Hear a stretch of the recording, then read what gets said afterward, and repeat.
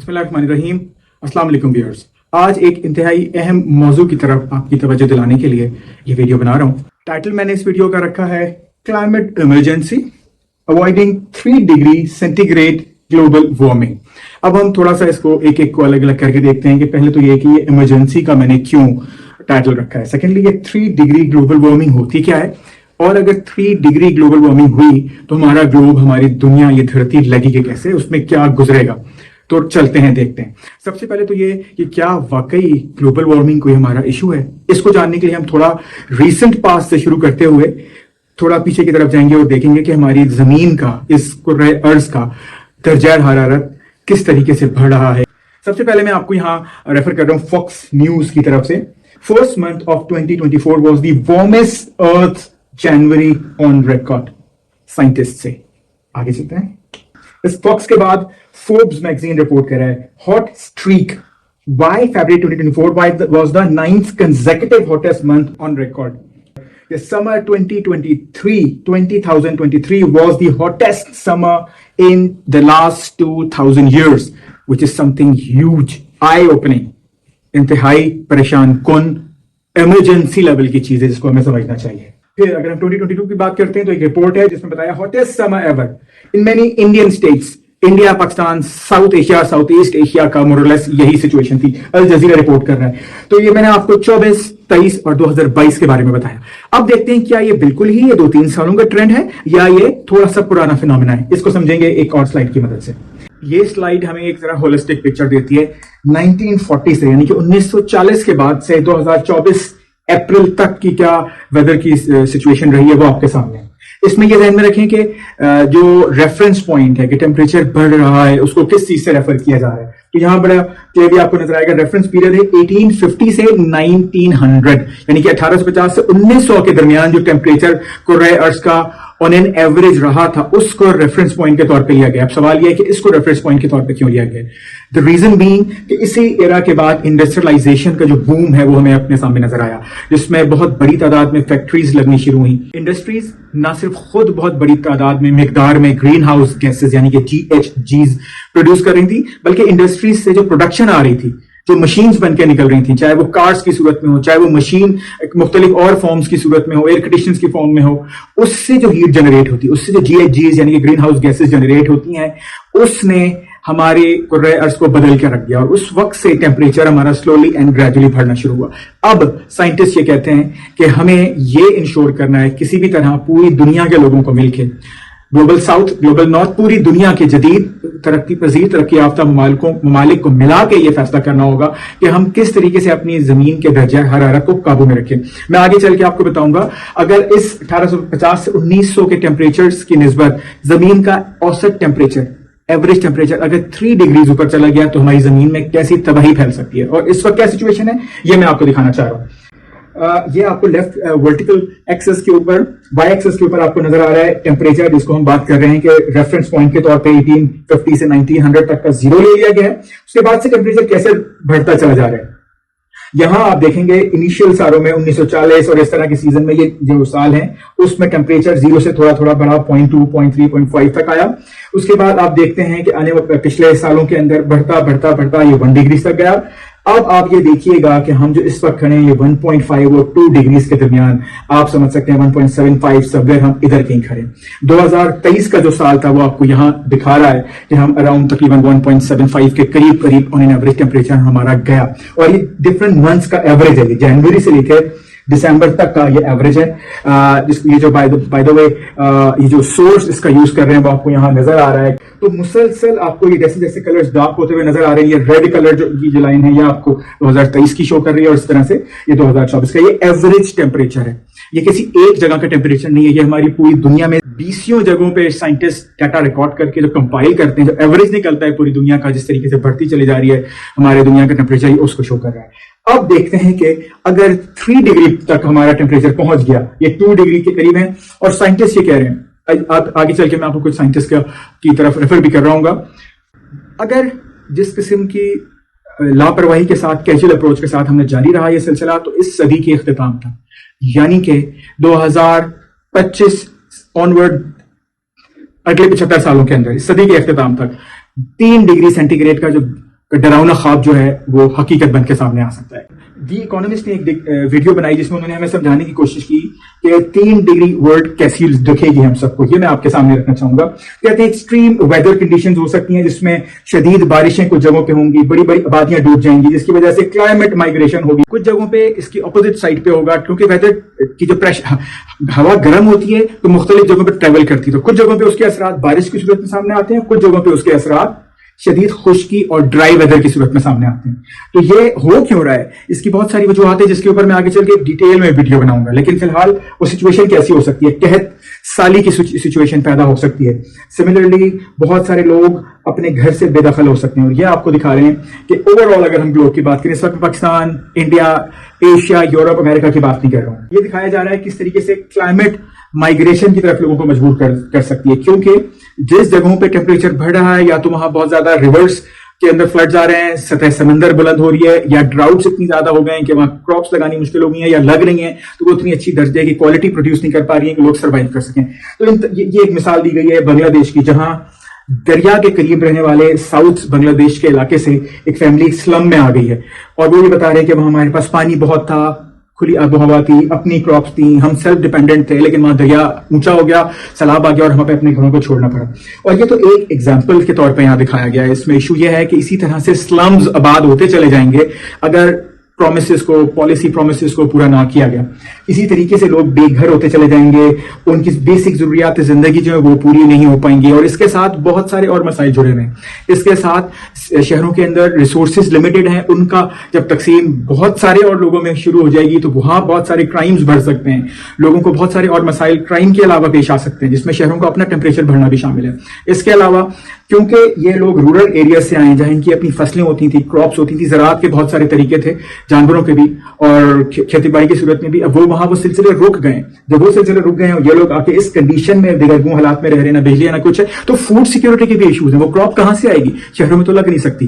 تو یہ ایک اور بہت بڑا ایشو ہے. یہ سائنٹسٹ ہیں, یہ ڈاکٹر جوری روگلز امپیریل کالج لنڈن کے پروفیسر ہیں, اور یہ ریسرچ کر رہے ہیں along with hundreds of scientists across the globe, اور یہ ایک ماڈل بنا رہے ہیں اقوام متحدہ کے لیے کہ کس طرح کی فور کاسٹ ایکسپیکٹ کی جا سکتی ہے in terms of weather, just weather. اس فور کاسٹ کے اندر یہ شامل نہیں ہے کہ اس کی وجہ سے مائگریشن کے پیٹرنس کیا ہوں گے, اس کی وجہ سے کرائم پیٹرنس کیا ہوں گے, اس کی وجہ سے فوڈ سیکورٹی کے پیٹرنس کیا ہوں گے, اس کی وجہ سے اور باقی عوامل کس طرح سے متاثر ہوں گے ٹیمپریچر بڑھنے کی وجہ سے. ڈاکٹر جو ایک یہ سلائڈ پریزنٹ کر رہے ہیں ہمارے سامنے, جس کے مطابق اسی طرح سے 1850 کے ریفرنس پوائنٹ کو لیا گیا اور 2100 یعنی کہ اب سے 76 سال بعد تک کا ایک ماڈل بنا کے دیا گیا ہے, based on the data which he has received along with hundreds of different global scientists, climate scientists sitting in different parts of the globe. تو وہ یہ کہہ رہے ہیں یہ 1850 کے وقت ٹیمپریچر چل رہا تھا, 0 اس کو لیا گیا ہے, اور یہ بڑھتے اور لاسٹ تقریباً 45 سال اگر آپ لیتے ہیں تو اس میں ایک بہت ہی ایویڈنٹ قسم کا اپورڈ ٹرینڈ ہے. کہتے ہیں اگر کرنٹ پالیسیز جاری رہیں تو ہم اس سینچری کے اینڈ تک اگلے 76 سال میں 3 کو ٹچ کر جائیں گے. اگین میں 3 کو کیوں ریفر کر رہا ہوں, وہ آپ کو ابھی سچویشن میں نے تھوڑی سی دکھائی, کچھ اور میں آگے چل کے دکھا رہا ہوں گا.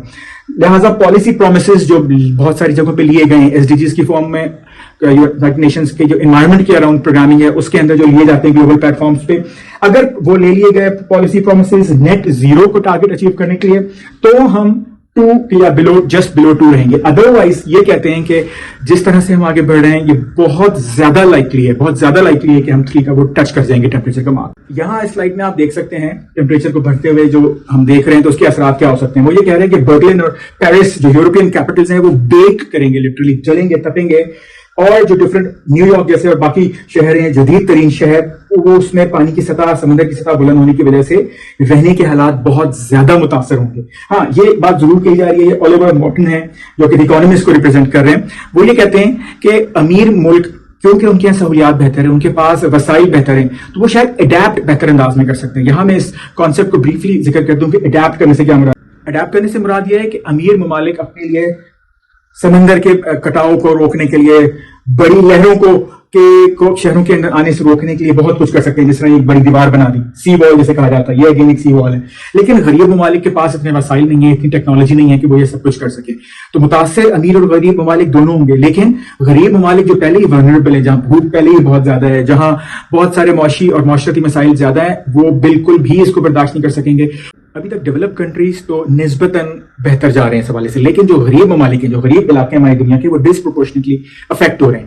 آپ کو پتا ہونا چاہیے دنیا کے تقریباً 60 کروڑ کے قریب فارم اونرز جو ہیں, جو اسمال اینڈ میڈیم فارمرز ہیں, وہ رہتے ہیں ایسے ممالک میں جو کہ معاشی طور پہ اتنے مضبوط نہیں ہیں. یہاں اب یہ سینٹرل امریکہ ڈرائی کوریڈور کے حوالے سے گواٹمالا جو کنٹری ہے اس کے حالات و واقعات کے بارے میں بتایا جا رہا ہے. یہاں لانگ ڈرائی اسپیلز آ رہے ہیں, بارش بہت کم ہو رہی ہے, اس کی وجہ سے مسئلہ یہ بن رہا ہے کہ ان کی کراپس بہت زیادہ متاثر ہو رہی ہیں. یہاں جو آپ کو دکھایا جا رہا ہے وہ یہ کہتے ہیں کہ میکسیمم سائز کا جو سٹا بھٹا یا جو ان کا پروڈکٹ آئی ہے, پروڈیوس آیا ہے, اس کا سائز یہ ہے. تو کیا اس سے ان کی ضروریات اور ان کے علاقے کی ضروریات پوری ہوں گی؟ اور یہ فارمر یہی بتا رہا ہے کہ ہم کس انداز میں متاثر ہو رہے ہیں, اور جس کی وجہ سے کہتے ہیں آنے والے دنوں میں ہمیں یہ نظر آتا ہے کہ ہمیں یہ علاقہ چھوڑ کے مائگریٹ کرنا پڑے گا کیونکہ ہم یہاں سروائیو نہیں کر پا رہے. ویورز, اس ساری سچویشن کے اندر 3 ڈگری ٹیمپریچر اگر ہو جاتا ہے تو دنیا کی تقریباً 1/4 آبادی یعنی کہ 2 ارب سے زیادہ شدید موسمیاتی تبدیلیوں کا سامنا کرے گی, جس میں ڈراؤٹس ناردرن پارٹ آف افریقہ کے اندر پائے جائیں گے اور کئی سال پہ محیط ڈراؤٹس ہوں گے. اس کے علاوہ کوسٹ لائن پہ جو پانی ہے, جب رائزنگ ٹیمپریچر ہوگا تو وہ بڑھ جائے گا. دنیا کی 10% سے آبادی ایسی کوسٹ لائن پہ رہتی ہے جن کی ایلیویشن سی لیول سے صرف 10 میٹر ہے. اور جب آپ یہ دیکھ سکتے ہیں ٹیمپریچر رائز کریں گے تو کتنے برے انداز میں وہ کوسٹ لائنز افیکٹ ہوں گی جو 10% آبادی ہے دنیا کی. لیگوس کے اندر اس کے بہت زیادہ امپیکٹ نظر آئے گا. فیجی کے اندر ہم دیکھ رہے ہیں کہ آلریڈی اس کے اثرات نمایاں ہو چکے ہیں. اس میں جو یہ علاقہ دکھایا جا رہا ہے, میں بریفلی آپ کو بتاؤں گا بہت تفصیل میں جائے بغیر, کہ ان کی بہت ساری آبادی اس علاقے سے موو کر چکی ہے. یہ جو علاقہ سامنے نظر آ رہا ہے, یہ یہاں کے مکین بتا رہے ہیں کہ یہ سامنے ہمارے آباء و اجداد کے قبرستان تھے, علاقے تھے جو آباد تھے اور اب وہ پانی کے نیچے چلے گئے. وہ یہ کہتے ہیں اگلے 8-10 سال میں ہم سب کو بھی یہاں سے جانا پڑے گا. ویورز, دنیا کی آدھی آبادی آلریڈی شہروں کی طرف مائگریٹ کر چکی ہے یا رہتی ہے. اب جب یہ اس قسم کے حالات ہوں گے تو مزید آبادی کا رخ شہروں کی طرف جائے گا, اور اربن ایریاز کے اندر جو ٹیمپریچر کا رائز ہے وہ اور زیادہ ایویڈنٹ ہو کے سامنے نظر آئے گا. اربن ایریاز میں جنگلات اور ہریالی کم ہونے کی وجہ سے, کنکریٹ کا جنگل ہونے کی وجہ سے, لوہے کا استعمال, شیشے کا استعمال, زمین پہ تارکول بچھا ہوا ہے, تو آلریڈی ٹیمپریچر ہمارے بڑھ رہے ہیں. اور جب آبادی بھی وہاں بہت زیادہ پہنچ جائے گی تو کیا حالات ہوں گے وہ آپ کے سامنے ہیں. یہ ایک بار پھر ایگزامپل اس مختلف سلم ایریاز کی دی جا رہی ہے کہ سلمز میں آبادیاں بڑھتی جائیں گی جہاں بنیادی سہولیات کا فقدان ہوگا.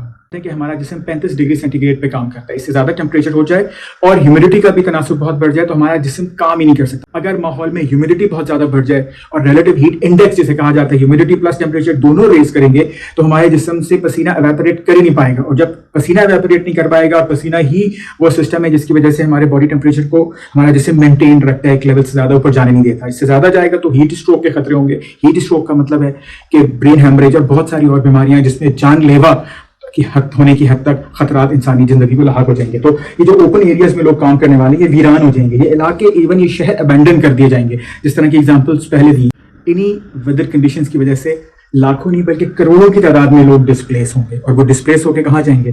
شہروں کی طرف آئیں گے جو کہ آلریڈی اوور برڈنڈ ہے. آلریڈی ہم جانتے ہیں کہ ٹرکی اور عراق کے درمیان پانی کے مسائل پیدا ہو چکے ہیں, پاکستان اور انڈیا کے درمیان مسائل ہیں, چائنا کے بھی اپنے ہمسایوں کے ساتھ چیلنجز ہیں اسی پانی کے ریسورسز کو مینیج کرنے کے حوالے سے. تو یہ آن گوئنگ مسئلہ ہے, اور یہ سب مسائل آپ نوٹ کیجیے گا 1.7-1.5 ڈگریز پہ ہو رہے ہیں, اور جب یہ ٹیمپریچر ڈبل ہو جائے گا اس سے تو کتنے بڑے مسائل پیدا ہوں گے اس کو ہم امیجن بھی نہیں کر سکتے, جو کہ لا اینڈ آرڈر کے سامنے بھی ہمارے کی صورت میں بھی ہمارے سامنے نظر آئیں گے, فوڈ سیکورٹی نہ ہونے کی صورت میں ہمارے سامنے نظر آئیں گے, قحط سالی کی صورت میں ہمارے سامنے نظر آئیں گے, غربت کی صورت میں ہمارے سامنے نظر آئیں گے, میل نیوٹریشن کی صورت میں ہمارے سامنے نظر آئیں گے. جو غریب شہری ہیں, غریب عوام ہیں, غریب ممالک ہیں, وہ اس کے حساب سے اپنے آپ کو اڈیپٹ کر ہی نہیں سکتے, اپنے آپ کو ڈھال ہی نہیں سکتے ہیں حالات میں, کیونکہ ان کے ریسورسز نہیں ہیں. وہ ہر آنے والی کلیمٹی, ہر آنے والے ڈیزاسٹر کے ساتھ ایک قدم پیچھے ہو جاتے ہیں, نہ کہ کچھ مزید ترقی کر پائیں. پاکستان کے حوالے سے اور ہمارے جیسے اور بہت سارے ممالک جو انڈسٹریل طور پہ اتنے ڈیولپ نہیں ہیں, تو اسے میں آپ کو ایک جھلک دینا چاہوں گا. ہم دنیا کی 5ویں بڑی آبادی ہیں, تقریباً 25 کروڑ کے قریب ہماری آبادی ہے, 225 ملین پیپل ہیں تقریباً. لیکن اس کے باوجود یہ جو کلائمیٹ چینج ہو رہا ہے, جو گلوبل ٹیمپریچرز بڑھتے جا رہے ہیں, اس میں ہمارا امپیکٹ کتنا ہے وہ ہے تقریباً 1% کے قریب. لیکن جو امپیکٹ ہم پہ آ رہا ہے وہ کتنا شدید ہے اس کو سمجھنے کے لیے ہم یہ جان سکتے ہیں کہ دنیا کی جو تمام تقریباً 200 کے قریب ممالک ہیں, ہم اس میں سے 5ویں, 7ویں, 8ویں اس نمبر پہ فال کرتے ہیں امپیکٹ کے لحاظ سے. جتنا بری طریقے سے ہم پہ امپیکٹ ہو رہا ہے تو ہم ٹاپ 10 کے اندر فال کر رہے ہیں.